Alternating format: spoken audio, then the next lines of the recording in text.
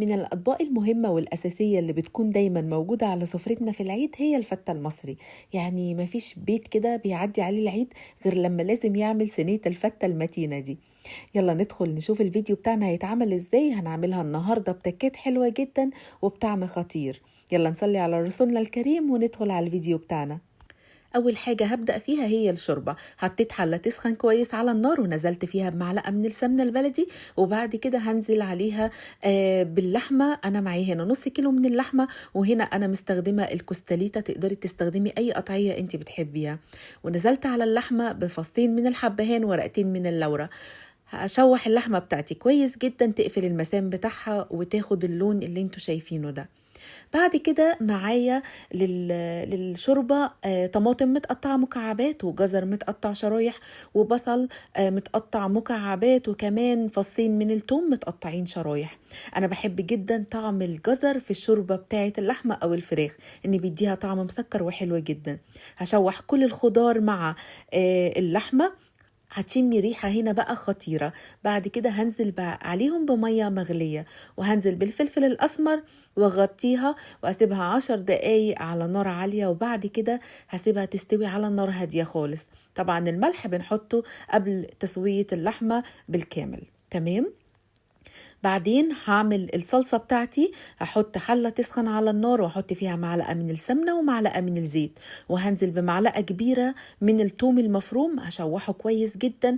اول ما يبدأ ياخد اللون الذهبي ده معايا هنزل عليه بمعلقة من الكزبرة الناشفة واشوحه كويس جدا. وبعدين هحط له معلقة كبيرة من صلصة الطماطم المعلبة واشوحها معاه. وبعدين هنزل بالطماطم المعصورة بالشكل ده. هضيف على الطماطم بتاعتي فصين من الحبهان، بس تفتحيهم كده علشان ينزلوا النكهة بتاعتهم. لو عندك حبهان مفروم يبقى أفضل. واحط كمان ورقة من اللورة، واحط فلفل أسمر، واحط الملح بتاعي، وهضيف كمان شوية من السبع بهارات، وهضيف نص مكعب من المرقة. طبعا اي بهار مش موجود عندك تقدري تستغني عنه خالص. وحطيت نص معلقة صغيرة من السكر عشان الحموضة. هقلبها تقليبة وهغطيها واسيبها على نار هادية تتسبك وتاخد لون حلو كده براحتها. هنا كانت اللحمة بتاعتي دخلت في التسوية. هحط لها بقى الملح بتاعها وهغطيها تغلي غلوتين، وهطفي عليها. عشان تاكلي فتة حلوة لازم تعملي شوربة طعمها حلو. تعالوا بقى نحمص العيش بتاعنا. انا بجيب صينية وبقطع العيش بتاعي كده بالطول بالمقص بالشكل ده، شرايح كده بالطول. وبعدين هفتح العيش من بعضه، يعني علشان بس يتحمص ويبقى خفيف، ما يبقاش العيش بتاعي تقيل. وهمسكه كده احط الشرايح دي على بعضها وهقصه مكعبات بالمقص بالشكل اللي انتوا شايفينه. تقدروا تجيبوا عيش ناشف تستخدموه على طول، ولو ما عندكيش تقدري تستخدمي اي عيش موجود عندك في البيت، سواء عيش شامي زي اللي انا مستخدماه او عيش بلدي او تورتيه اللي موجود عندك طبعا استخدميه. هحط على العيش ده بقى معلقه كبيره من الثوم، رشه بسيطه خالص من الفلفل الاسمر، ورشه بسيطه خالص من الملح، وكمان معلقتين من الزيت. وهقلب كل ده مع بعضه وهدخله على الرف اللي في النص. هشغل عليه الشوايه بس على الهادي خالص، ياخد لون كده وقرمشه ويتحمص معايا. بس كل دقيقة افتحي الفرن وبصي عليه وقلبيه تقليبة. تمام علشان ما يتحرقش منك. تعالوا بقى نعمل شوية رز كده زي العسل. حطيت حلة تسخن على النار وحطيت فيها معلقة من السمنة ومعلقة من الزيت، ونزلت بكوبايتين من الرز. هشوحهم كويس جدا مع السمنة والزيت لحد ما الرزاية تسخن معايا. وبعد كده هحط الملح بتاعي حسب الرغبة. والتركية بقى الحلوة هنا هحط معلقة صغيرة كده من الخل على الرز بتاع الفتة. بس بعمل كده علشان بيفتح لون الرز وبيديله طعم حلو جدا. كوبايتين الرز معايا اخدوا كوبايتين من المية. هديله تقليبة وهغطي عليه لحد ما يغلي.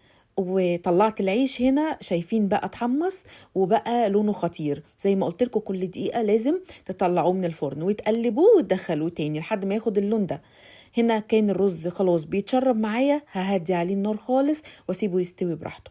اللحمة هنا كانت استوت، شايفين بقى عاملة شوربة خطيرة وريحتها كانت قلب البيت. وكمان الصلصة جهزت معايا خلاص، هطفي عليها. هنعمل هنا الطشة بتاعت الخل والثوم. حطيت طاسة تسخن على النار، نزلت فيها بمعلقة من السمنة البلدي، ونزلت عليها بمعلقة من الثوم المفروم، شوحته كويس. لما بدأ ياخد اللون الذهبي اديت له رشة بسيطة خالص من الفلفل الأسمر. بعدين هنزل عليه الخل بقى. الخل حسب الرغبة بتاعتك، سواء بتحبي الخل طعمه باين قوي او طعمه بسيط، دي حاجة ترجع لك انتي. وهنزل عليه بكبشتين من الشوربة وهسيبهم يغلوا مع بعض، وبس كده هطفي عليها وتبقى جهزت معانا احلى طشه بالخل والثوم. هجيب بقى هنا طاسه نضيفه وهحطها على النار، احط عليها معلقه من السمنه البلدي واحمر فيها اللحمه بتاعتي. طبعا انا عارفه ان انتوا بتقولوا دلوقتي ايه نور كميه السمنه دي، بس هي الفته بتاعتنا كده يا جماعه، ما ينفعش تاكل الا بالطريقه دي. معلش اكله بقى وتعدي تمام. تعالوا بقى اقول لكم على التركية بتاعتي انا بقى اللي بحب اعملها في الفته. جبت هنا طاسه، هنا بقى خلاص ما حطيناش ولا سمنه ولا اي حاجه.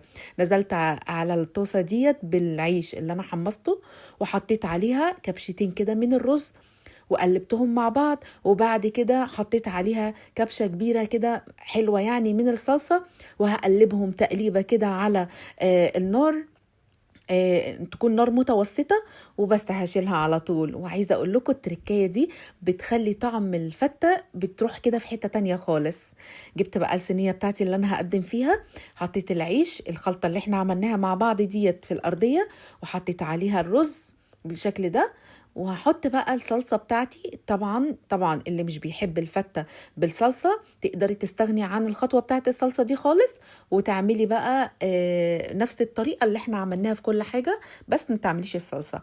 ولكن اللي ما جربهاش لسه بالصلصة يجربها، هتعجبه جدا. هستناكم بقى تجربوا الفتة على طريقتي وتقولوا لي رأيكم فيها. واتمنى يكون الفيديو عجبكم، وكل سنة وانتم طيبين. عيد مبارك عليكم، وكنت معاكم نور، وباي باي.